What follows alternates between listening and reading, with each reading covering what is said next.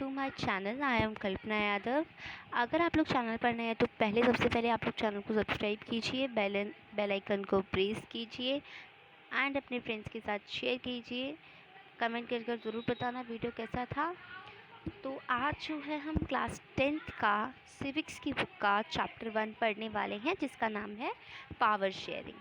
Power sharing जो है हिंदी में हम इसको बोलते हैं सत्ता की साझेदारी। अब पावर शेयरिंग से हम लोग क्या समझते हैं? पावर शेयरिंग से हम लोग समझते सकते हैं कि पावर शेयर हो रही हैं, लेकिन किस चीज़ में शेयर हो रही हैं? पावर्स को भी हम शेयर करते हैं, मगर वो किस चीज़ में शेयर हो रही हैं? तो शेयर वो होती हैं गवर्नमेंट में, ठीक है। तो मैंने यहाँ पर ये चैप्टर का नाम भी पूरा नहीं लिखा है, तो आप लोग लिख लेना सत्ता की साझेदारी, या आप लिख सकते सत्ता का बंटवारा, ये भी हो सकता है ना। बांट रही है ना सरकार जो है अपनी पावर्स को। ओवरव्यू देख लेते हैं। तो इस चैप्टर के साथ हम पढ़ेंगे डेमोक्रेसी का जो पिछला वाला जो टूर था, ठीक है, उसको हम स्टार्ट करने वाले हैं। और हमने लास्ट ईयर नोट किया था कि एक डेमोक्रेसी में जो सारी पावर्स हैं वो एक ऑर्गन के पास नहीं रहती हैं गवर्नमेंट के, ठीक है। उसके बाद बताया गया था कि जो लेजिस्लेचर है, एग्जीक्यूटिव है, जुडिशरी, ये बहुत इंपॉर्टेंट है एक डेमोक्रेसी को डिज़ाइन करने के लिए। और जो ये चैप्टर है ना, इसके जो आगे के जो 2 चैप्टर्स हैं उसमें भी जो है हम इसी पर, किसके ऊपर, पावर शेयरिंग पर ही बात करने वाले हैं। सबसे पहले आपको बताया गया है कि वी स्टार्ट विथ 2 स्टोरीज़, यानी कि हम इसको 2 स्टोरीज़ के साथ स्टार्ट करने वाले हैं। तो पहली जो स्टोरी है वो है बेल्जियम की, ठीक है, एंड दूसरी है श्रीलंका की। थोड़ा पेन सही से नहीं चल रहा है, बट कोई बात नहीं। तो एक है श्रीलंका की। उसके बाद हमें बताया गया कि जो दोनों ये स्टोरीज़ हैं इसमें पता चलेगा कि जो पावर शेयरिंग की जो डिमांड्स हैं उसको किस तरीके से हैंडल किया जाता है डेमोक्रेसी में, ठीक है। उसके बाद बस हमें इतना ही बताया गया था और कुछ नहीं है ज़्यादातर इसमें। तो अब जो हम देखते हैं चैप्टर स्टोरी देखते हैं पहले। तो यहाँ पे आपको दी गई है बेल्जियम और श्रीलंका की। तो मैंने पहले ही बताया कि हम बेल्जियम की स्टोरी सबसे पहले पढ़ने वाले हैं। तो Belgium is a small country in Europe. Belgium एक यूरोप का छोटा सा देश है। और जो ये हमारा जो हरियाणा ना, इसका कंपैरिजन जो है हरियाणा से किया गया है, ठीक है। तो जो हरियाणा जो स्टेट है ना, ये क्या बोलते हैं, ये उस राज्य से भी छोटा है। बेल्जियम की जो जो बॉर्डर्स हैं वो है नीदरलैंड, जर्मनी एंड लक्समबर्ग। जो इसकी पॉपुलेशन है वो 1 करोड़ से आधी है। मतलब 1 करोड़ है लगभग, हरियाणा की पॉपुलेशन से आधी है लेकिन, ठीक है। उसके बाद है the ethnic composition of this small country is very complex. यानी कि जो ये जो देश है, जो इसकी एथनिक कंपोजिशन है वो बहुत ही कॉम्प्लेक्स है, ठीक है। इस छोटे से देश की जो एथनिक कंपोजिशन है वो बहुत कॉम्प्लेक्स है। तो एथनिक कंपोजिशन का मतलब होता है एथनिक कंपोजिशन, ठीक है। एथनिक कंपोजिशन का मतलब होता है जातीय संरचना। यानी कि जो ये जो देश है इसके अंदर बहुत सारी जातियां हैं। जो इसकी जातियां जो संरचना है जो वो बहुत ज़्यादा कॉम्प्लेक्स है। उसके बाद जो ये देश है, इसकी जो टोटल पॉपुलेशन है उसमें से 59% लोग रहते हैं फ्लैमिश रीजन में, और वो बोलते हैं डच।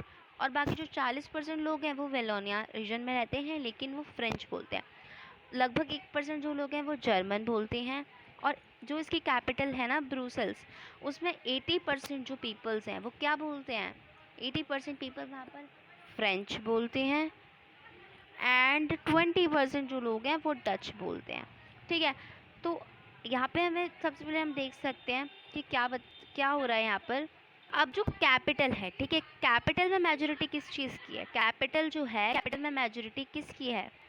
कैपिटल में मेजोरिटी है फ्रेंच पीपल की और माइनॉरिटी है डच पीपल की। अब क्या बताया गया है कि जो डच पीपल जो थे वो माइनॉरिटी में थे, लेकिन उन्हें फ्रेंच कम्युनिटी जो थी, फ्रेंच कम्युनिटी क्या थी, रिच थी, पावरफुल भी थी। और ये बात जो थी डच लोगों को बिल्कुल पसंद नहीं आती थी, क्योंकि फ्रेंच लोग जो थे वो माइनॉरिटी में थे, ठीक है। फ्रेंच लोग माइनॉरिटी में थे, पहली बात तो ये हो गई। उसके बाद बताया गया है कि जो फ्रेंच बोलने वाले लोग थे वो माइनॉरिटी में थे, लेकिन उनके पास पैसा ज़्यादा है। और डच बोलने वालों को परेशानी थी कि हमारा देश जितना भी आगे बढ़ा है, इकोनॉमिक डेवलप हुआ है, जो सारा फ़ायदा है, सारे जो बेनिफिट्स हैं वो सारे बेनिफिट्स फ्रेंच कम्युनिटी को ही मिले हैं, ठीक है, एजुकेशन से रिलेटेड। और डच स्पीकिंग पीपल को ये जो था नहीं हुआ था ये बेनिफिट, इतना फ़ायदा। और उसके बाद Dutch community and French community के जो बीच थी टेंशन्स बढ़ने लग गई, वो भी 1950 एंड 1960 के बीच जो है Dutch community and French community के बीच टेंशन्स बढ़ने लग गई थी। ठीक है, टेंशन्स बढ़ने लगी एंड जो टेंशन का जो पूरा असर था वो जो इसकी कैपिटल थी ब्रूसेल्स में सारा असर पड़ा। ठीक है, यानी कि क्या हुआ था कि जो ब्रूसेल्स था ना, ब्रूसेल्स में सारा असर हुआ जो इन लोगों के बीच में टेंशन बढ़ रही थी कम्युनिटीज़ के बीच में उसका। ठीक है, उसके बाद आगे है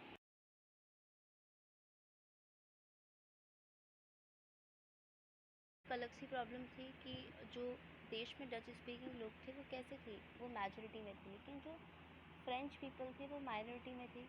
ठीक है, तो ये अलग सी प्रॉब्लम होती थी ब्रुसेल्स की। ठीक है, अब जो ये सिचुएशन थी, ठीक है, अब यही सिचुएशन जो है हम दूसरी कंट्री के साथ क्या करने वाले हैं, कंपेयर करने वाले हैं।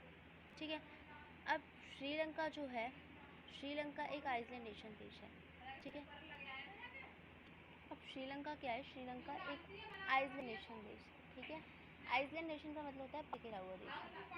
ठीक है, पानी से घिरा हुआ देश। ठीक है, उसके बाद बताया गया है कि जो है ये थोड़ी सी दूर है, तमिलनाडु से साउथर्न की तरफ पड़ता है और ये इंडिया से थोड़ी सी दूर है। अब श्रीलंका की पॉपुलेशन जो है वो लगभग हरियाणा की पॉपुलेशन के बराबर है और श्रीलंका में भी डिफरेंट तरीके के लोग रहते हैं। इसमें जो 74% जो लोग हैं वो सिंहाला स्पीकर्स हैं और तमिल स्पीकर्स जो हैं वो 18% हैं। ठीक है, 18% लोग हैं। तमिल में भी दो तरीके के मेजर सब ग्रुप्स हैं। कौन कौन से, कुछ इसमें से जो है श्रीलंकन तमिल है। ठीक है, कुछ कौन है, श्रीलंकन तमिल है और कुछ श्रीलंकन तमिल कितने हैं, 13% है। उसके बाद और जिसके जो जो जिनके पूर्वज इंडिया से आए थे काम करने के लिए तमिल, और जिनके पूर्वज क्या मतलब इंडिया से आए थे काम करने के लिए, जो यहाँ पर प्लांटेशन वर्कर्स थे और वो यहाँ पर आकर बस गए थे इंडिया से, तो वो इंडियन तमिल्स थे और वो भी तमिल लैंग्वेज बोलते थे। ज़्यादातर जो सिंहाला स्पीकर्स थे वो बौद्ध धर्म को मानते थे और बाकी जो तमिल्स थे वो हिंदू या फिर मुस्लिम धर्म को मानते थे और लगभग 7% जो लोग थे वो क्रिश्चियन थे, लेकिन वो तमिल एंड सिंहाला लैंग्वेज दोनों ही बोलते थे। ठीक है, तमिल और सिंहाला लैंग्वेज वो दोनों ही बोलते थे। अब बेल्जियम और श्रीलंका को कंपैरिजन करके बताया गया यहाँ पर। तो सबसे पहले बताया गया कि बेल्जियम में डच कम्युनिटी एडवांटेज ले सकती थी। बेल्जियम में डच कम्युनिटी एडवांटेज ले सकती थी। एडवांटेज का मतलब होता है फ़ायदा ले सकती थी। ठीक है, क्योंकि वो संख्या में ज़्यादा थी। अब डच पीपल जो थे वो 59% थे। ठीक है, फ्रेंच और जर्मन स्पीकिंग पॉपुलेशन कम थी। ठीक है, फ्रेंच और जर्मन स्पीकिंग पॉपुलेशन क्या थी, कम थी। अब ये लड़ाई का जो कारण था बन सकता था और ज़्यादा ख़राब तरीके से बंटवारा हो सकता था देश का, और श्रीलंका में भी यही हो सकता था। ठीक है, अब देखने वाले हैं मेजोरिटेरिज्म इन श्रीलंका। ठीक है, यानी कि मेजोरिटी कम्युनिटी में श्रीलंका में मेजोरिटी कम्युनिटी, तो मैं ये बोल सकती हूँ ना इसको। ठीक है,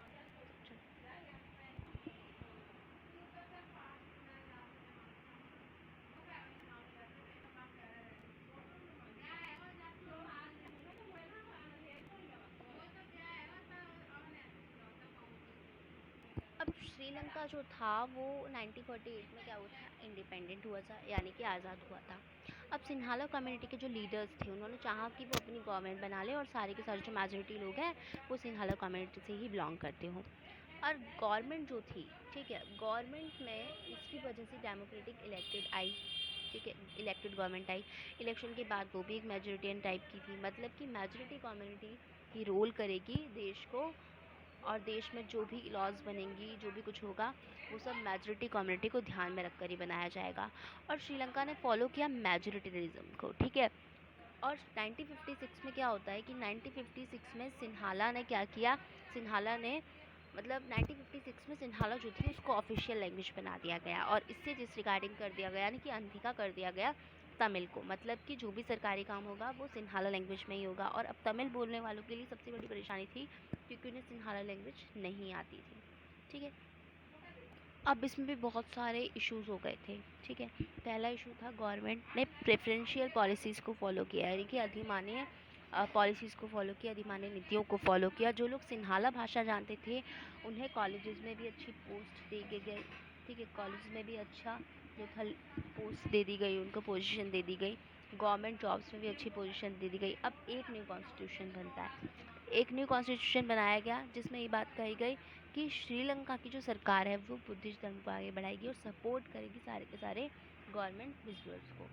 अब क्या होता है कि गवर्नमेंट विजुअल्स ऐसे थे जिससे श्रीलंकन तमिल को फीलिंग आने लगी एलियनेशन की, मतलब हम लोग अलग है इनसे, सिन्हाला लोगों से, और जो इनके देश की जो पॉलिटिकल पार्टीज़ हैं जो कि लेड कर रही है बुद्धिस्ट सिन्हाला लीडर्स, ठीक है। अब बुद्धिस्ट सिन्हाला जो लीडर्स हैं उन्हें नहीं लग रहा था, मतलब जो तमिल लोग थे उन्हें नहीं लग रहा था श्रीलंका तमिल को कि वो सेंसिटिव नहीं है हमारी तमिल लैंग्वेज के लिए, ठीक है। तो ऐसा लग रहा था तमिल मतलब श्रीलंकन तमिल को, ठीक है। उसके बाद हमें बताया गया है कि बुद्धिस्ट सिन्हाला लीडर्स ना तो ये हमारे धर्म को बचाना चाहते हैं और ना ही हमारी क्या करना चाहते हैं, और ना ही हमारी सेफ्टी करना चाहते हैं, ना हमारे धर्म को बचाना चाहते हैं और ना ही हमारी भाषा। और उनको लगता था कि कॉन्स्टिट्यूशन जो है उनको गवर्नमेंट जो कॉन्स्टिट्यूशन है और गवर्नमेंट जो है उन्हें बराबर का हक नहीं दे रही है और हमारे साथ डिस्क्रिमिनेशन हो रहा है, ठीक है। ऐसा सिन्हाला मतलब तमिल लोगों को लगता था, श्रीलंकन तमिल को।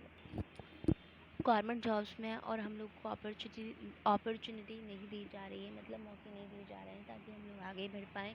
इसके बाद सिन्हाला था कि सिन्हाला लोग जो थे, सिन्हाला और तमिल के बीच रिलेशंस ख़राब होते गए टाइम के साथ, क्योंकि एक भाषा को क्या था ऑफिशियल लैंग्वेज बना दिया गया था, ठीक है। एक भाषा को ऑफिशियल लैंग्वेज बना दिया गया था और गवर्नमेंट जॉब्स में दिक्कत होने लगी and government exam Sinhala language में होने लगे थे।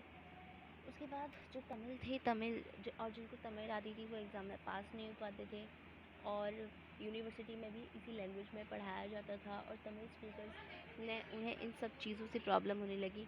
स्टेट के जो रिलीजन थे, ठीक है, स्टेट के जो रिलीजन थे उनको बना दिया गया हम बौद्ध धर्म को ही फॉलो करेंगे और इसका ही बचाव करेंगे। बाकी जो हिंदू थे, मुस्लिम थे, क्रिश्चियन थे जो थे, और वो इस बात से क्या होने लगे, नाराज़ हुए और उन्हें लगा कि उनके धर्म पर भी अटैक किया जा रहा है। और श्रीलंकन तमिल भी परेशान हो गए कि हमारे साथ बहुत ज़्यादा डिस्क्रिमिनेशन किया जा रहा है, मतलब भेदभाव किया जा रहा है। तो उन लोगों ने पॉलिटिकल पार्टीज़ बनाई, स्ट्रगल किए, लॉन्च की उन्होंने पॉलिटिकल पार्टीज़, स्ट्रगल किए थे रिकॉग्नाइज़ कराने के लिए कि तमिल को भी ऑफिशियल लैंग्वेज बना दिया जाए। और उन्होंने मांग की कि उन्हें भी समानता का अधिकार दिया जाए और उन्हें भी अच्छे से पढ़ाया जाए। उन्होंने मांग की कि हम अपने रूल्स खुद बनाएंगे, ऐसा तमिल लोगों ने कहा। मगर इन लोगों की मांग को फिर से सिन्हाली लोगों ने नकार दिया, इग्नोर कर दिया। और फिर 1980 में क्या होता है, फिर 1980 में होता है कि जो 1980 में न्यू तमिल इलम स्टेट बनाया गया, ठीक है, जो कि श्रीलंका बनाया जाए, जो कि श्रीलंका नॉर्थ ईस्टर्न पार्ट में पड़े और वहाँ पर ज़्यादा टेंशन्स बढ़ने लगी, जिसके कारण न्यू स्टेट बनने की मांग जो थी की जाने लगी। और इन दो कम्युनिटीज़ के बीच भरोसा जो था ख़राब हो गया था। उसके बाद और ये जो था ये सिविल वार में कन्वर्ट हो गया। मतलब कि ये लोग जो थे, सिविल वार का मतलब होता है कि मतलब देश की जो हालत है बहुत ज़्यादा ख़राब हो चुकी थी, लड़ाइयाँ लड़ रहे थे लोग, ठीक है। तो ये था हमारा सिविल वार का मतलब। अब सिविल वार में हज़ारों लोग मारे गए, सिन्हाला कम्युनिटी से भी एंड तमिल कम्युनिटी से भी। अब काफ़ी सारी फैमिलीज़ देश छोड़कर भाग गई और श्रीलंका का जो रिकॉर्ड था वो बहुत अच्छा था, इकोनॉमिक डेवलपमेंट में, एजुकेशन में। सिविल वार के बाद ये सब जो चीज़ें थी वो ख़राब हो गई, उन्हें धक्का लगा और श्रीलंका की जो लाइफ है, सोशल, कल्चरल एंड इकोनॉमिक जो लाइफ थी श्रीलंका की, वो बहुत ज़्यादा ख़राब हो गई थी। अब बेल्जियम के लीडर्स ने जो था अलग रास्ता अपनाया, ठीक है। बेल्जियम के लीडर ने क्या किया, अलग रास्ता अपनाया, तो वो हम इसमें देखेंगे एकोमोडेशन इन बेल्जियम, ठीक है।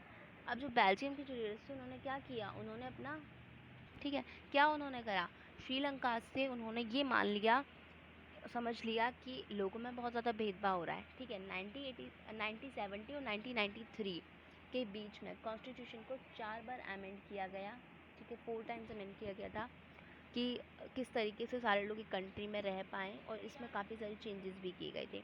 तो यहाँ पे हमें कुछ दिए गए हैं, यहाँ पर बेल्जियम के कुछ मॉडल्स दिए गए हैं, तो वो देख लेते हैं। फर्स्ट पॉइंट है आपका constitution prescribes that the number of the Dutch and French speaking ministers shall be equal in the central government. अब यानी कि कॉन्स्टिट्यूशन ने ये माना कि जो लोग डच स्पीकिंग है और फ्रेंच स्पीकिंग है वो सेंट्रल में इक्वल रहेंगे, मतलब आधे वो होंगे जो कि डच स्पीकिंग होंगे और आधे फ्रेंच स्पीकिंग होंगे, और कुछ ऐसे ग्रुप्स लाए जाएंगे जो कि हर भाषा बोलने वाले लोग जो हैं उसमें आने चाहिए, और कोई सिंगल कम्युनिटी अपनी मर्ज़ी से जो है कोई भी डिसीजन नहीं ले पाएगी।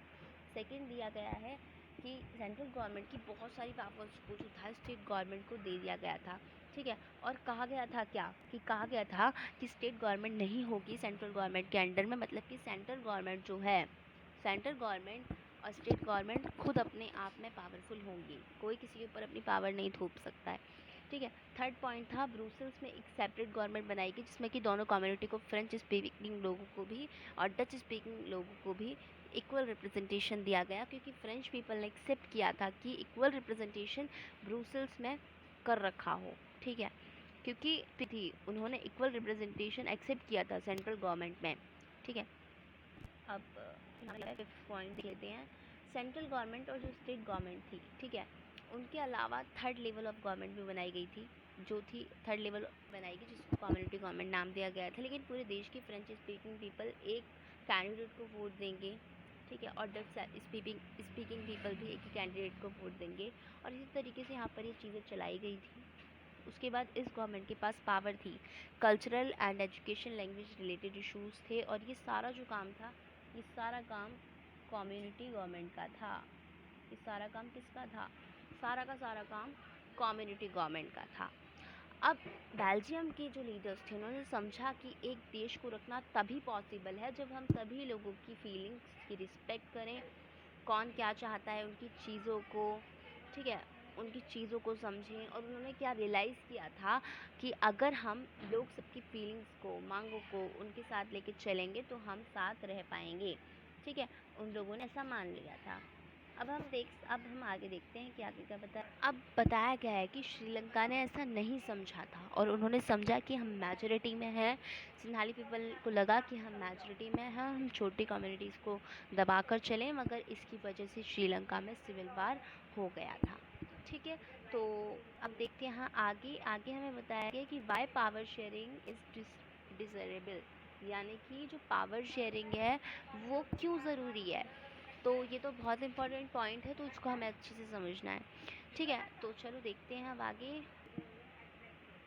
अब इस तरह से मैं बात करूँ तो इस तरीके से पावर शेयरिंग के पक्ष में दो तरह की हम बात कर सकते हैं, दो तरीके के फेवर दिए जा सकते हैं। पहला है कि पावर शेयरिंग का बंटवारा ठीक है, पावर शेयरिंग ठीक है, क्योंकि इससे जो है डिफरेंट सामाजिक ग्रुप्स के बीच जो है टकराव की जो पॉसिबिलिटीज़ हैं, सोशल ग्रुप्स और जो कॉन्फ्लिक्ट हो सकता है उनके बीच आगे बढ़कर हिंसा और राजनीतिक जो है वो रूप ले सकता है। इसलिए पावर शेयरिंग जो है उसमें हिस्सा दे देना राजनीतिक व्यवस्था के लिए अच्छा है। अब मैं बात करूं कि जो मेजॉरिटी है, ठीक है, अब देख सकते हैं कि मेजॉरिटी कम्युनिटी की इच्छा को बाकी सभी पर थोपना जो है बहुत ज़्यादा लाभकारी लग सकता है, पर आगे चलकर ये देश जो है कि देश की बात करें तो देश के लिए खतरे में भी हो सकता है। अब मेजॉरिटी का जो आतंक है वो सिर्फ माइनॉरिटी के लिए ही नहीं, बल्कि माइनॉरिटी के लिए ही जो है वो परेशानी पैदा करता है, ठीक है, वो अक्सर ये मेजॉरिटी के लिए भी बर्बादी का कारण बनता है।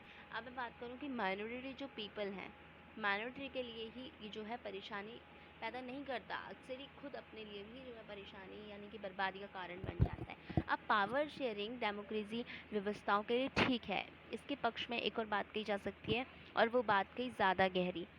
अब पावर शेयरिंग की बात करें तो पावर शेयरिंग जो है डेमोक्रेसी की आत्मा है। डेमोक्रेसी का मतलब ही होता है कि जो लोग इस शासन व्यवस्था के आसपास, उनके बीच पावर को शेयर किया जाए, बांटा जाए, ताकि लोग इससे मतलब डरे क्या मतलब इसी से चलें, ठीक है, अच्छे से चल सकें, साथ में रह सकें। इसलिए जो है सरकार वही है जिसमें अपनी जो पावर शेयरिंग है उसके ग्रुप्स बनाए हैं, शासन व्यवस्था से वो जुड़ते हैं। तो इन दो फेवर्स में से एक जो है वो प्रूडेंशियल, और दूसरे को जो है हम कह सकते हैं मोरल, कह सकते हैं मोरल फेवर कह सकते हैं। अब मैं बात करूँ प्रूडेंशियल रीजंस जो हैं वो क्या करते हैं, वो समझदारी का जो फेवर है उसको लाभ कर रिजल्ट्स पर जोर देता है, जबकि जो मोरल फेवर जो है वो पावर शेयरिंग के आसपास जो है, पावर शेयरिंग जो है उसके इम्फेस को बहुत ज़्यादा क्या बताता है, बहुत ज़्यादा महत्व देता है ना। बस हमें इतना ही बताया गया है, बाकी अब मैं आपको कुछ बताने वाली हूँ। अब देखो एक बात और आती है, ठीक है, एक बात ये आती है कि मान लो कि जो पावर शेयरिंग है वो ज़रूरी नहीं बल्कि कंट्री को मिला जुला कर रखने के लिए बहुत ज़रूरी है, ताकि हम सबकी फीलिंग्स को समझें, ठीक है, सबकी फीलिंग्स को समझें, देश को साथ लेकर चलें, देश साथ में बना रहे, और इससे दो सोशल ग्रुप्स में लड़ाई होने की जो पॉसिबिलिटीज़ हैं वो कम हो जाती हैं। अब एक लेजिटिमेट गवर्नमेंट, हर पर्सन को राइट होना चाहिए कि वो अपनी पसंद के लोगों के को गवर्नमेंट पर जाने के लिए चूज़ कर सके, ठीक है, ये बात हो गई। अब यहाँ पर हमें बस अब यहाँ पे आपको एक स्टोरी दी गई है खलील और दिलमा की, ठीक है, खलील दिलेमा यानी कि खलील की उलझन स्टोरी का नाम है। अब जैसे कि होता है कि इस बार भी विक्रम जो है रात की खामोशी में अपनी मोटरसाइकिल चलाया जा रहा था और बेताल उसकी पीठ पर बैठा था, हमेशा की तरह इस बार भी ये सोचकर कि कहीं विक्रम को नींद ना आ जाए। तो बेताल ने कहानी सुनाना शुरू किया। तो कहानी कुछ इस तरीके से थी। तो दिया गया है कि बैरूत शहर जो था उसमें एक आदमी रहता था खलील नाम का, ठीक है। उसके जो मम्मी पापा थे वो अलग अलग कम्युनिटीज़ के रहने वाले थे, अलग अलग कम्युनिटीज़ के थे। जो उसके पापा थे वो ऑर्थोडॉक्स क्रिश्चियन थे और मम्मी जो थी वो मुस्लिम थी। अब ये बात जो थी, राजधानी बैरूत में भी जो थे ये बस जाते थे, वो साथ रहते थे, मेलजोल होता था। पर जो सिविल वॉर में वो एक दूसरे से लड़ते भी थे। खलील का जो था वो एक चाचा जो था खलील का, वो ऐसी ही लड़ाई में मारा गया था, ठीक है। उसके बाद बताया गया है कि जो सिविल वार था उसके एंड के बाद जो था लेखनान के जो लीडर्स थे वो आए क्या करने, एग्री करने सभी बेसिक रूल्स को पावर शेयरिंग के अलग अलग कम्युनिटीज़ के, ठीक है। उसके बाद क्या होता है कि इन रूल्स के अनुसार तय हुआ कि देश का जो राष्ट्रपति है वो कौन बनेगा, देश का प्रेसिडेंट बनेगा मैरोनेट, ठीक है, मैरोनाइट पंथ का कोई कैथोलिक ही होना चाहिए। अब सिर्फ सुन्नी मुसलमान ही जो था वो प्रेसिडेंट हो सकता था। अब उप प्रधानमंत्री का जो पद था वो ऑर्थोडॉक्स ईसाई और संसद के जो अध्यक्ष थे उनको जो पद था वो शिया मुसलमान के लिए तय हुआ। अब इस समझौते के अनुसार आगे से ईसाई फ्रांस के संरक्षण की मांग नहीं करेंगे। मुसलमान भी पड़ोसी सीरिया के साथ जो था वो एक साथ होकर मांग छोड़ने की सहमत हुए। अब जब ईसाई और मुसलमानों के बीच वो समझौता हुआ था तब दोनों की आबादी लगभग बराबर थी, इक्वल थी, और मुसलमान ने क्लियर रूप से जो था मेजोरिटी में वो आ गए थे। मुसलमान क्या होता कि मुसलमान जो थे वो मेजोरिटी में आ गए थे, पर दोनों पक्ष अभी भी उस समझौते पर रिस्पेक्ट करते हुए इसकी कंटिन्यू से माने जा रहे थे। अब खलील जो था, खलील को इस समझौते में बहुत ज़्यादा गड़बड़ी लग रही थी। वो राजनीतिक पॉलिटिकल एम्बिशन जो था उसका था, वो लोकप्रिय व्यक्ति है, मतलब उसको पसंद था, वो उसे अच्छा लगता था, लेकिन मौजूदा व्यवस्था के रहते वो सबसे बड़े पद पर पहुंच ही नहीं सकता था। वो ना तो माँ के धर्म को मानता था और ना ही पापा के। असल में वो चाहता ही नहीं था कि उसे किसी भी धर्म से जोड़कर पहचाना जाए। उसे समझ में नहीं आता था कि लेबनान भी और जो है वो सामान्य लोकतंत्रों की तरह क्यों नहीं चलता। उसका कहना सिर्फ चुनाव कराइए और हर कम्युनिटी जो है, मतलब चुनाव कराइए और हर किसी को चुनाव लड़ने की आज़ादी दीजिए, जिससे सबसे ज़्यादा वोट मिले वो राष्ट्रपति बन जाए, भले ही वो किसी भी कम्युनिटी का हो। लेकिन उसके जिन बड़े बुजुर्गों ने सिविल वॉर देखा, उनका कहना था कि जो व्यवस्था है उसको शांति से सबसे अच्छी गारंटी है, शांति जो है वो सबसे ज़्यादा अच्छी गारंटी है, ठीक है, व्यवस्था जो है। अब जो ये स्टोरी थी, अभी कहानी ख़त्म भी नहीं हुई थी कि वो टीवी टावर के पास पहुंच गया और यहाँ पे रुक सकता था। बेताल ने जल्दी से कहानी ख़त्म की और अपना सवाल विक्रम से पूछा, अगर आपको लेबनान का कानून फिर से लिखने का अधिकार होता तो आप क्या करते? क्या आप पुरानी व्यवस्था ही चलने देते या आप कुछ नया करते? तो बेताल विक्रम और अपने बीच हुए समझौते को दोहराना नहीं भूला। अगर आपके दिमाग में क्लियर जवाब है, आप फिर भी नहीं बताते, तो आपकी मोटरसाइकिल जाम हो जाएगी और आप आगे नहीं बढ़ पाएंगे, ऐसा आपको स्टोरी में बताया गया है, ठीक है। तो स्टोरी यहाँ पर हम ख़त्म करते हैं। अब आगे देखते हैं फॉर्म्स ऑफ पावर शेयरिंग। तो इसका जो आगे का जो पार्ट है इसके लिए मुझे पार्ट 2 बनाना है। तो मिलते हैं अब हम पार्ट 2 में, तब तक के लिए bye bye and take care, thank you.